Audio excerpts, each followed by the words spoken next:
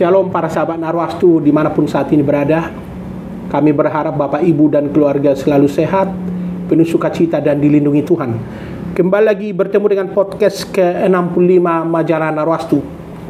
Saat ini kami berada di kantor Majalah Narwastu. Kami kedatangan seorang sahabat lama Majalah Narwastu yang juga pernah masuk dalam 21 tokoh Kristen inspiratif 2013 Majalah Narwastu. Beliau ini seorang pengacara senior, advokat senior, aktivis HAM, dan juga pernah menjadi majelis gereja di gereja Protestan di Indonesia bagian Barat, terutama di Kota Bekasi. Beliau adalah Bapak Said Damanik SHMH, di kalangan pengacara nasional, namanya tidak asing lagi. Saat ini beliau dipercaya sebagai Ketua Dewan Penasehat DPD Partai Perindo Kota Bekasi. Beliau juga pernah menjadi mantan Ketua Bidang Hukum PGIS Kota dan Kabupaten Bekasi, dan pernah menjadi Ketua Gereja-Gereja dan Masyarakat Germasa GPB Gloria Kota Bekasi. Juga pernah menjadi Ketua 1 dan Ketua 3 di GPB Immanuel Kota Bekasi. Jadi beliau ini banyak aktivitasnya terkait dengan spiritualitas atau kehidupan di gereja. Beliau juga pernah aktif sebagai aktivis mahasiswa semasa mudanya di KNPI dan FKPPI. Dan saat ini dipercaya juga sebagai penasehat Punguan Persahutan Nauli di Pekayon Jaya, Kota Bekasi. Kali ini kita akan ambil topik tentang menjadi pelayan rakyat di panggung politik di Kota Bekasi. Ya. Kita berbincang dengan beliau. Shalom Bang Said Damanik, apa kabar? Shalom Bung Jondro, kabar baik, penuh sukacita dan semangat di pagi ini. Salam juga buat semua pendengar Narwastu dan pembaca Narwastu dan semua sahabat-sahabat Narwastu. Baik, kalau kita lihat para sahabat Narwastu, beliau mengenakan seragam Partai Perindo. Kita berharap di pemilu 2024 mendatang beliau akan menjadi anggota DPRD Kota Bekasi. Kita akan berbicara dulu dengan beliau tentang kemerdekaan Republik Indonesia yang ke-78.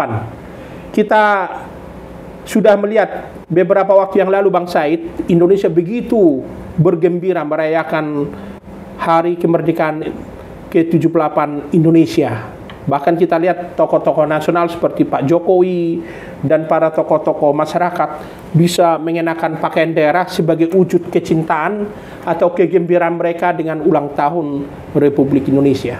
Sebagai seorang tokoh nasionalis, sebagai seorang advokat senior, sebagai seorang Kristiani, apa yang Abang renungkan tentang Indonesia yang 2023 ini mensyukuri ulang tahun ke-78 tahun. Terima kasih Bung Yondo. Sahabat Narwastu semuanya, bahwa kalau kita lihat ke belakang, kita sangat bersyukur sama Tuhan ya.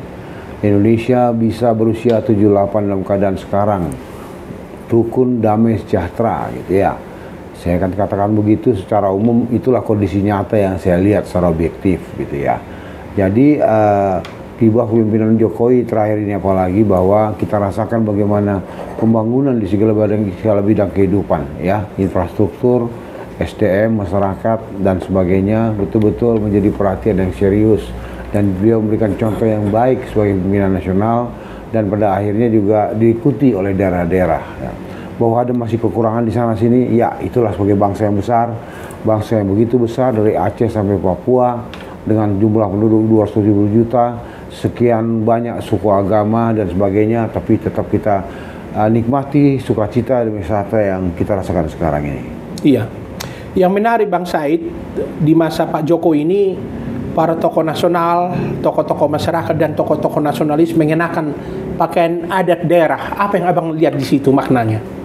Memang Pak Jokowi ini luar biasa sebagai pimpinan nasional ya. Jadi dia kembali diingatkan kita semua bahwa kecintaan kepada budaya bangsa, kemudian kecintaan kepada adat budaya bangsa, kecintaan kepada tanah air, kecintaan kepada situasi negara dahulu, sekarang, dan kepedulian masa mendatang, tetap dalam kebersamaan dalam persatuan. Akhirnya di setiap area perayaan di istana kita lihat sendiri bagaimana diwajibkan oleh beliau pakaian-pakaian daerah, bahwa supaya kita jangan lupa bahwa kita adalah betul-betul Indonesia yang bersama Pancasila dan UUD 45. Begitu ya.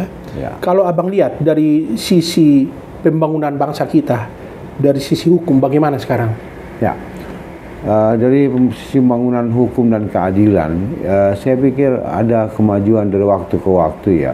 Masing-masing periode, masing-masing pimpinan nasional memang berbeda-beda, tapi memang 9 tahun terakhir ini kepemimpinan Pak Jokowi sebagai presiden dan juga aparat hukum yang ada, saya melihat semacam ada kesungguhan gitu ya, ada kesungguhan untuk tegaknya keadilan, kebenaran dan hukum di semua caturwangsa penegak hukum, baik di kepolisian, pengadilan, kejaksaan dan juga advokat gitu. Dan masyarakat pun sudah cukup peduli, cukup berhati-hati, cukup peduli dan patuh pada hukum dan keadilan.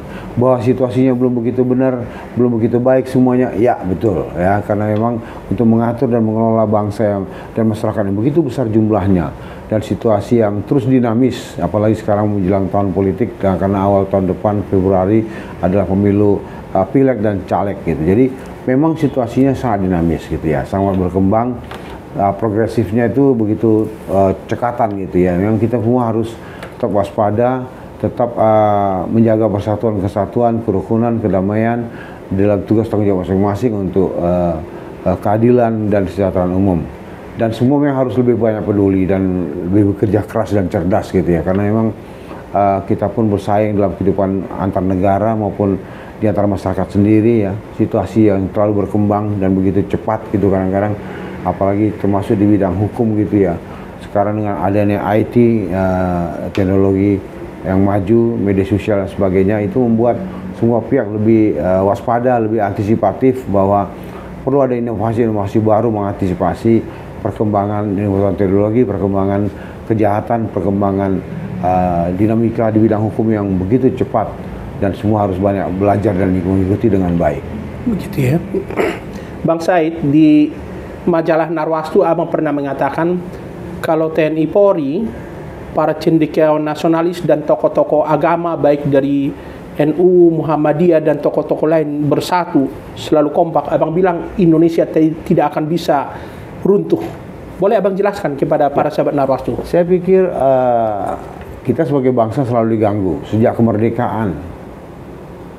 Kepemimpinan nasional yang lalu, kepemimpinan nasional dari Pak Jokowi selalu diganggu, termasuk ideologi kita Pancasila, UUD 45, NKRI selalu diganggu.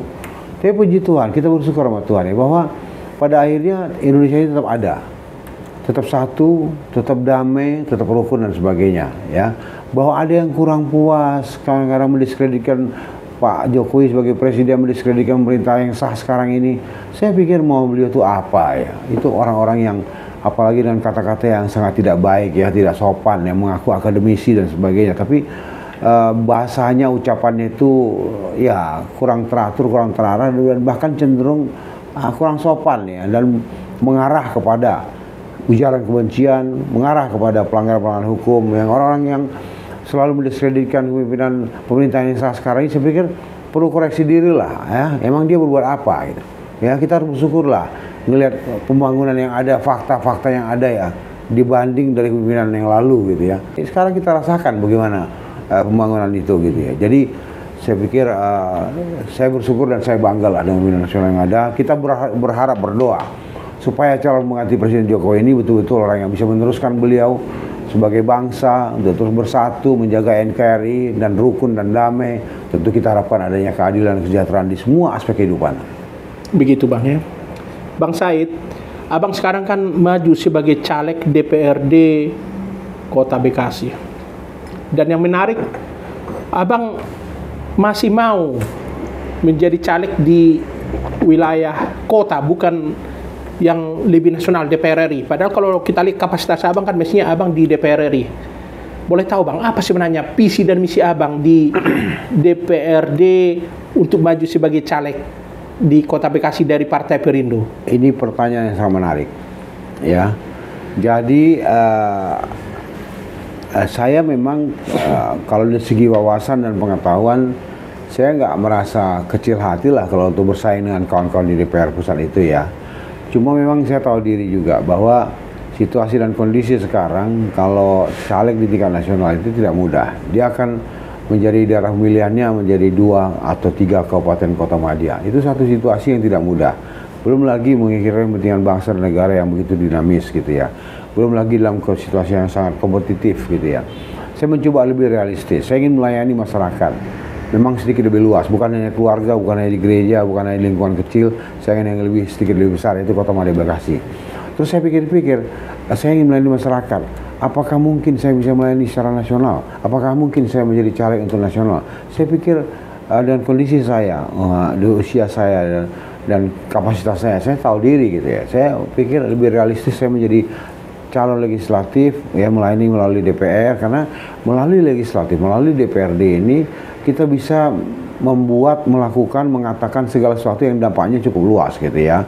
Karena mitra kerja kita adalah walaupun hanya wali kota, Kapolres, Komandan Kodim, ketua DPRD dan anggota DPRD dan tokoh-tokoh masyarakat tingkat kota di Bekasi. Saya pikir itu lebih realistis dan itu mungkin. Dan saya bersyukur sama Tuhan, Ketua Perindo Bekasi mempercayakan saya menjadi caleg DPRD, caleg nomor 1 untuk dapil daerah. Nomor 1 Bang ya? Iya, nomor 1. Jadi saya berharap Tuhan berikan izin saya untuk menjadi anggota DPRD Kota Madya Bekasi, dan masyarakat Kota Bekasi khususnya yang tinggal di daerah Bekasi Selatan dan Bekasi Timur bisa mempercayakan kepada saya untuk menjadi pelayan-pelayan mereka itu.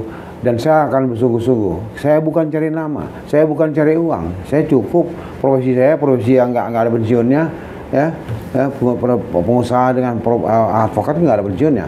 Saya bisa kerja terus gitu. Bukan mau cari kedudukan dan sebagainya, bukan cari nama, bukan cari uang. Jadi saya ingin melayani sungguh-sungguh lah, karena pengalaman saya selama 37 tahun sebagai penasihat hukum dalam praktek, dan juga pengetahuan saya sampai strata 2 hukum dan sebagainya itu, dan saya ingin membuat sesuatu yang lebih baik dan lebih bermanfaat dan berguna bagi masyarakat Kota Bekasi. Itu aja. Tahun 2004 dulu Abang sudah pernah menjadi kuasa hukum GPB Immanuel ya, waktu ada gangguan beribadah dulu di sana. Di Bekasi. Abang sebagai aktivis HAM sudah menyuarakan apa yang saat itu dialami oleh jemaat GPIB Immanuel Kota Bekasi. Untuk ke depan, apa yang Abang rencanakan terutama tentang hukum di Kota Bekasi? Ya, Kota Bekasi sudah begitu baik, begitu maju ya. Tapi perlu lebih lagi perhatian di bidang hukum ya, di bidang kesehatan, di bidang pendidikan, di bidang ekonomi ya. Saya mempunyai cara, bukan berarti saya terlalu banyak uang, tapi saya mempunyai cara bagaimana supaya keadilan itu betul-betul tegakkan. Ya, bagaimana supaya pendidikan itu jangan ada diskriminasi ya, maksudnya yang layak diperhatikan, baik sekolah negeri maupun sekolah swasta ya, baik kesejahteraan guru, baik tidak ada perbedaan-perbedaan lembaga pendidikan sampai dengan perguruan tinggi. Dan juga saya masih melihat ada semacam kesenjangan merasakan nikmatnya sehat atau mencari kesehatan gitu ya. Saya dengar rumah sakit mahal dan sebagainya, kesehatan itu padahal undang-undang kesehatan saya tahu persis gitu ya. Semua sama di mata hukum, dan para pemerhati kesehatan, para perawat, para dokter, para praktisi kesehatan itu harus tahu tugas tanggung jawabnya ya, bahwa kesehatan itu adalah utama dan pertama juga gitu ya, selain pendidikan. Masyarakat itu kalau lebih baik dan lebih maju kalau dia bisa makan, ada kesejahteraan, hidupnya sejahtera secara ekonomi, dan juga kesehatannya diperhatikan sungguh-sungguh dan bisa berobat kalau memang dia sakit dengan baik tanpa harus mengutamakan uang. Dan juga sekolah itu pun sangat penting, karena bagaimanapun di negara manapun ya, antara lain masyarakat ingin kelihatan maju atau tidak dari segi pendidikan selain kesehatan dan kesejahteraan ekonomi. Begitu ya? Ya. Berarti para sahabat Narwastu yang tadi disampaikan oleh Bang Syed Damanik, beliau akan memperjuangkan masalah kesehatan, kesejahteraan, dan penegakan hukum, Bang ya? Iya. Ya. Terkait dengan itu, Bang, Abang selama ini dikenal sebagai Abang sebenarnya selama ini sudah melakukan peran sebagai wakil rakyat di Kota Bekasi dengan menyuarakan apa yang terjadi di tengah masyarakat begitu. Waktu itu saya masih ingat Abang pernah mengatakan siap membuka handphone 24 jam untuk menerima pengaduan rakyat. Bagaimana dengan itu, Bang? Apa yang Abang mau sampaikan kepada warga Kota Bekasi? Terima kasih Bung Yondro. Pertanyaan yang menarik. Ada yang bilang waktu saya sosialisasi, bukan kampanye lah, memperkenalkan diri ke masyarakat, gitu juga ada daerah pemilihan saya. Ini Bang Said kalau jadi nanti jadi susah dihubungin. Jadi kata tanda petiknya kayak sombong, susah dihubungin kalau nanti jadi kata dewan. Dan juga justru tidak banyak berbuat lah.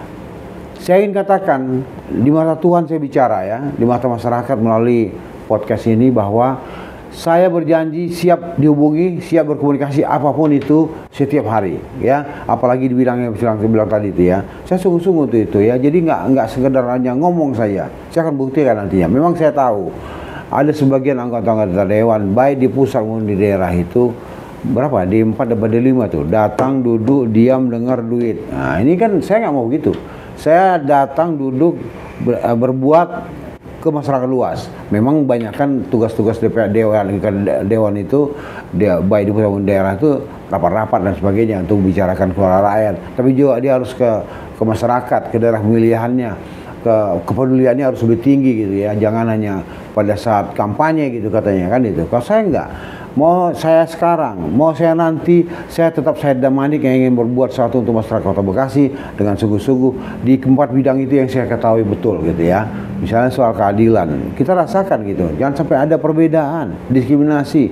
Semua harus beribadah dengan bebas dan damai dan aman dan rukun. Semua harus bisa makan dan menikmati kerja dengan baik dan benar dan aman gitu ya. Dia semua bisa, anak petani maupun anak orang konglomerat, anak orang biasa dan sebagainya bisa sekolah dimanapun. Nah, dan juga orang kaya, orang miskin, orang yang susah, orang nggak punya uang pun harus bisa berobat. Kenapa? Itu undang-undang kesehatan. Gitu ya.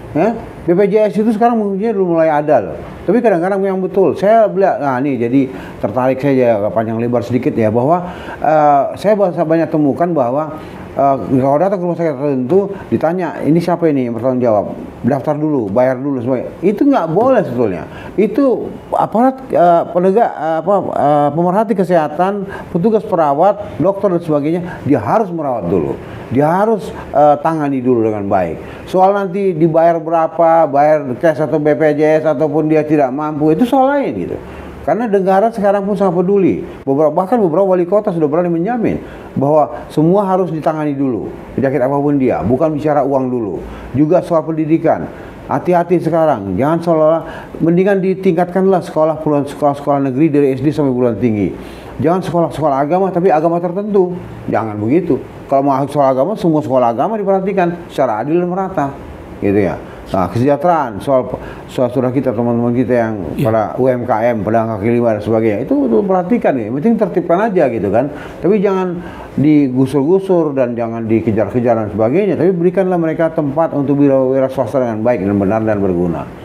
Ya, gitu juga dalam penegakan hukum supaya kepolisian di Bekasi itu juga betul-betul tanpa pilih bulu gitu ya, betul-betul juga pengadilan juga ya, harus melayani betul-betul semua sama di mata hukum. Bahwa di negara kita pasal 1 ayat 355 ada negara hukum yang harus ditegakkan sungguh-sungguh sampai ke masyarakat ke bawah. Iya. Baik, para sahabat Narwastu, itulah perbincangannya cukup menarik dengan seorang advokat senior, dan kami anggap beliau juga seorang aktivis HAM yang peduli menyuarakan aspirasi masyarakat. Para sahabat, beliau ini adalah sahabat lama kami. Ya, kami tahu jejak rekamnya. Jadi kami juga berdoa berharap beliau kelak bisa menjadi anggota dewan di Kota Bekasi. Bang Said Damanik, terima kasih atas perbincangan kita pada hari ini. Kiranya sukses dan abang selalu sehat ya, terutama dalam sosialisasi untuk pemilu 2024. Terima kasih buat semua para pendengar, masyarakat yang saya cintai. Ya. Tuhan berkati. Para sahabat Narwastu, akhirnya kami undur diri. Jangan lupa tetap simak sajian majalah Narwastu dalam bentuk edisi cetak maupun online. Akhirnya kami sampaikan sekali lagi, tetap jaga kesehatan. Kiranya Bapak Ibu selalu dilindungi Tuhan, penuh sukacita. Amin. Salam kasih Narwastu dan Tuhan memberkati Indonesia. Amin.